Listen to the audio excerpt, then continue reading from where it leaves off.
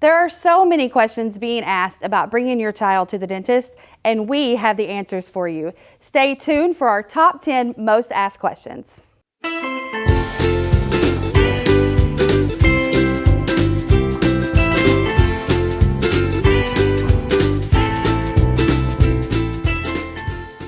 Hey y'all, my name is Amy Morgan, and I am the marketing coordinator here for Pediatric Dental Associates and Orthodontics. And in this video, we are going to be answering the 10 most asked questions that have come directly from parents just like you. Starting off with number 10, how often should I replace our family's toothbrushes? And that question can get a little bit confusing because there are two different times you're going to be wanting to replace their toothbrushes. So number one is there's a standard amount of time, which is every 3 months. A normal manual or even an electric toothbrush, the bristles will start to go bad at about 3 months. You'll start seeing them press down, they'll start not looking the same, the toothbrush head will actually start to look flat. Now, if you use an electric toothbrush, all you have to do on most of those is just get a replacement head for those. If you are using a spin toothbrush, which are really popular for kids because of the characters, you're actually going to have to purchase a new spin toothbrush. Those do not come with replaceable heads. And then also on a manual toothbrush, which is just going to be your basic toothbrush, you're going to be just throwing those away. There is a recycling program through Colgate that you can look into for that if you want to hold on to those for your family or bring them to our office. But there also is a really fun Quip toothbrush made by Crest Oral-B where you can replace the manual toothbrush head only, so you're not getting rid of as much waste. And here at PDA&O, we think it's really important to try to continue to take care of our environment while we are taking care of our teeth. And then the second reason you are going to be replacing your toothbrush is if anyone in the home is sick with something contagious. So this is going to be your regular cold or flu that can be contagious, any kind of stomach virus, as well as the COVID-19 virus. You're going to want to replace all of the family's toothbrushes that have been anywhere near the person with the illness. So if your children have been sick and they share a restroom, you're going to want to replace all of their toothbrushes.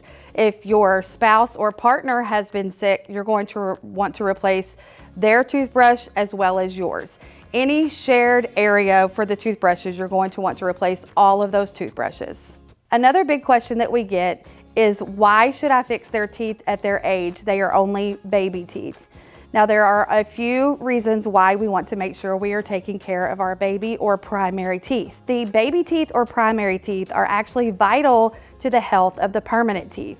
So you want to make sure that you are taking care of all of their baby teeth just as you would their permanent teeth. Untreated cavities in baby or primary teeth can actually lead to cavities in their adult or their permanent teeth. Untreated cavities can actually lead to infection, and this can cause the child to have to lose that baby tooth at an earlier age. This can then continue on to cause issues in spacing as well as overcrowding. This will allow for us to do a comprehensive evaluation of your child's teeth and jaws.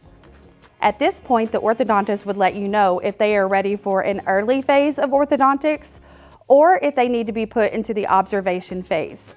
The observation phase would allow us to watch your child every 6 months, and once they are ready for their orthodontics to be placed, we would then discuss a treatment plan that is right for you and your family. What ages do you see new patients?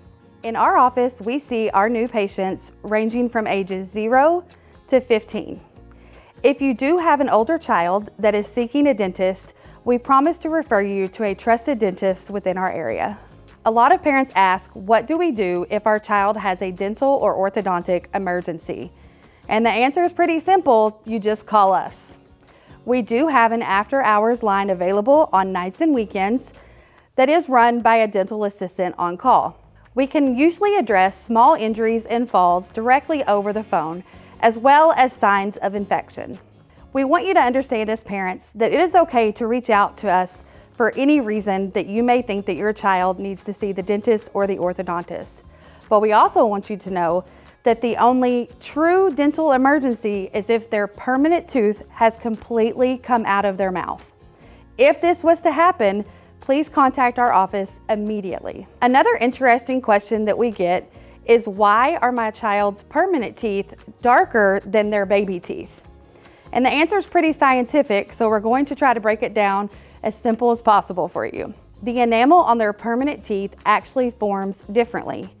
The reason you are seeing such a stark contrast is because you are seeing them side by side. Once all the permanent teeth have erupted and all of their baby teeth are gone, you will start to see them all look more one shade. And of course, everyone wants to know, do you take my insurance? And the answer to that at PDA&O is technically we file all insurances. Some of the details and how this all works out can get kind of complicated, but there are two basic types of dental insurance: in-network versus out-of-network. We are in-network with some plans and out-of-network for others. You are more than welcome to call our office and we'll be happy to look into your plan for you. In-network in general means that we have a contract with that insurance company, and it may allow a small discount off of your out-of-pocket fees. Out-of-network means that we do not have a contract with this insurance and you will be responsible for the full fees after the insurance pays. Here at PDA&O, we do not let insurance determine how we do our treatment recommendations. We currently accept most Delta Dental plans, most Blue Cross Blue Shield plans, and most Cigna plans. We are also very proud to accept Our Kids, Delta Dental Smiles, and MCNA. Some parents ask us what our hours are and also how they can make an appointment with us. We have two locations, one in Fayetteville and one in Bentonville. Our Fayetteville office is open Monday through Thursday, 7 a.m. to 7 p.m. Our Bentonville office is open Monday through Thursday, 8 a.m. to 5 p.m. with a break from 1 to 2 for lunch. We also try to see some patients every other Friday. You can make an appointment on our website at smilesarewild.com, or you can call our office at 479-582-0600.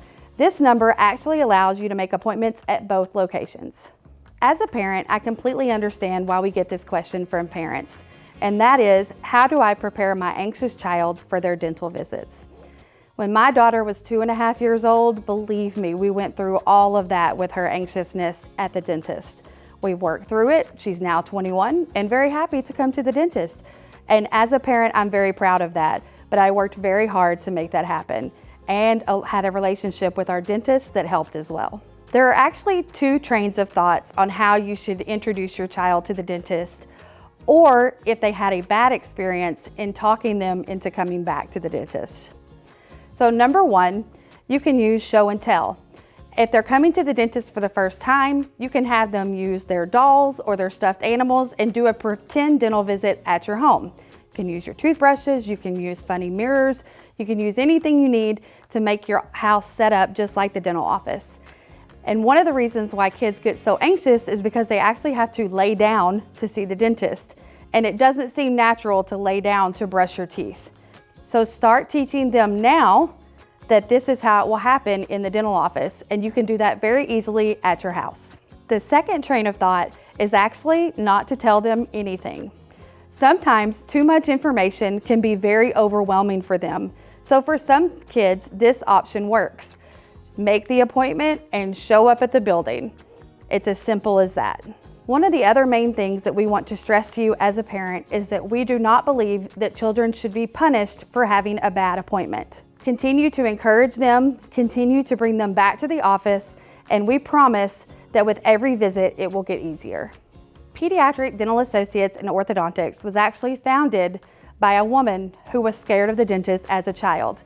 Dr. Tanya Triplett was our founding partner, and she believed in making the environment one that is not only safe for kids, but also fun.